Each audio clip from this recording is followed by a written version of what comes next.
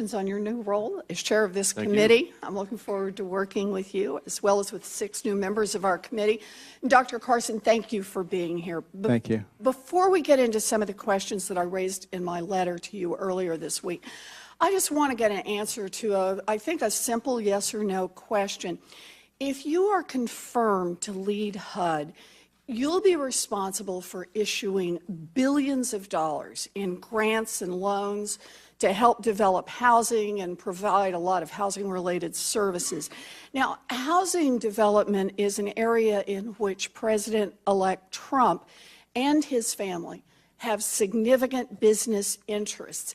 Can you assure me that not a single taxpayer dollar that you give out will financially benefit the president-elect or his family? Well, Senator, I was worried that you wouldn't get back. Thank you for coming back. I'm back. I can assure you that the things that I do are driven by a sense of morals and values. And therefore, I will absolutely not play favorites for anyone. Dr. Carson, let me stop right there. I'm actually trying to ask a more pointed question, and it's not about your good faith. That's not my concern. My concern is whether or not, among the billions of dollars that you will be responsible for handing out in grants and loans, can you just assure us that not $1 will go to benefit either the president-elect or his family? It will not be my intention to do anything to benefit any American. I understand that. It's for all Americans, but everything that we do. Do I take that to mean that you may manage programs that will significantly benefit the president-elect? You can take it to mean that I will manage things in a way that benefits the American people. That is going to be the goal. To the best you understand that. If there happens to be an extraordinarily good program that's working for millions of people, and it turns out that someone that you're targeting is going to gain, $10 from it, am I going to say, no, the rest of you Americans can't have it? I think logic and common sense probably would be the best way. Yeah, although we do have a problem here, and I appreciate your good faith in this, and I do, Dr. Carson. The problem is that you can't assure us that HUD money, not of $10 varieties, but of multi-million-dollar varieties, will not end up in the president-elect's pockets. And the reason you can't assure us of that is because the president-elect is hiding his family's business interests from you, from me, from the rest of America. And this just highlights the absurdity and the danger of the president-elect's refusal to put his assets in a true blind trust.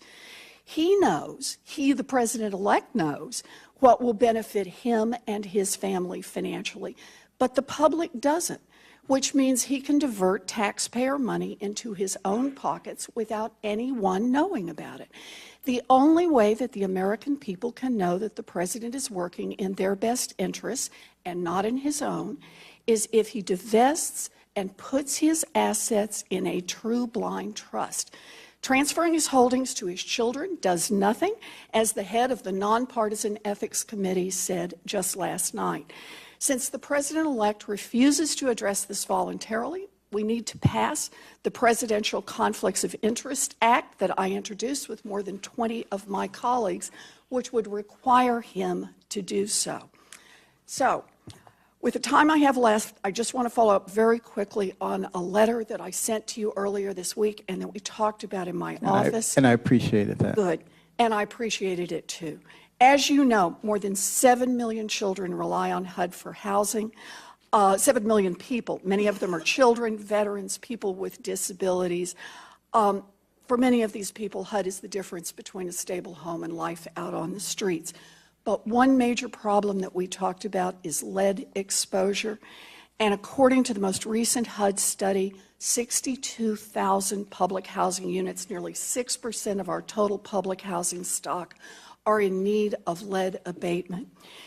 You are a highly accomplished doctor. We spoke at length about the implications of lead and lead poisoning on our children. Can I just ask you to commit today that you will make sure that HUD resources are dedicated to dramatically reducing the number of public housing units where lead is a problem? Well, I can assure you that I will very much be working with you on that. 310,000 cases right now of children, each of which cost us enormous amounts of money. I don't think people even calculate that into that when we're talking about it. So yes, I will be very vigorous in that area. I very much appreciate it. This is a particular problem for us in the Northeast. It is a particular problem in Boston where our housing stock is old. Right. And it is absolutely critical that we get the lead out of these housing units and that our children have a chance to grow up without being injured by our own negligence.